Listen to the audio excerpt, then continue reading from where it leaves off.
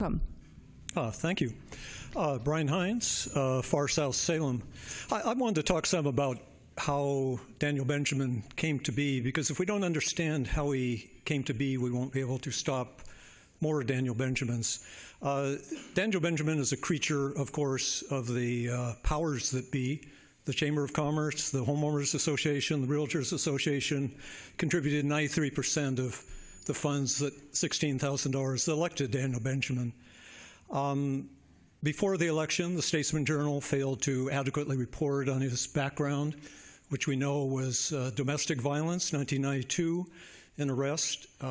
I bear part of the responsibility because he had another arrest in 1996 after he said he was a changed man. I sat down with Daniel Benjamin in a coffee shop, said I'd like to publish the documents that somebody gave me about his 1996. Also punching a woman in the face. He said that he had changed. He said that it would hurt his family. I believed him, and I sat on that until a few days ago when I published it after this news came out. Meanwhile, as someone said absolutely correctly, Benjamin has been exhibiting that behavior for a long time. In city council meetings, for sure.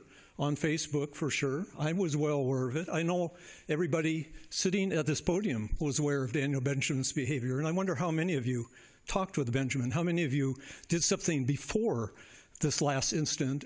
We've heard a lot of self-congratulation, and much of that is deserved, but I hope all of you will think about what you didn't do when you heard him insulting people on Facebook in city council meetings. I didn't hear anybody admonish him then, but we're doing a lot of admonishing now. So there was that. The Statesman Journal's at fault, the city council's at fault, the people that helped elect him at fault. I think the lesson is that we got to pay more attention in this town and everywhere in this country, not to what is politically expedient. I mean, he was elected because he was a conservative, because he was part of the right-wing city council majority, but he wasn't a good city councilor.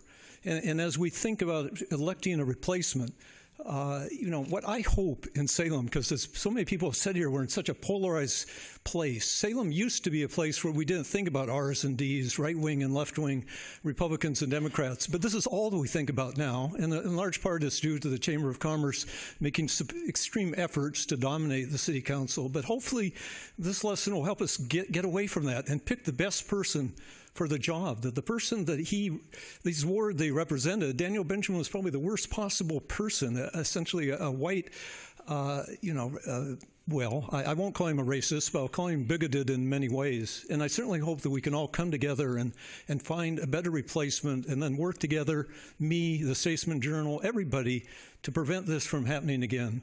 So thank you very much. Thank you. Appreciate your testimony.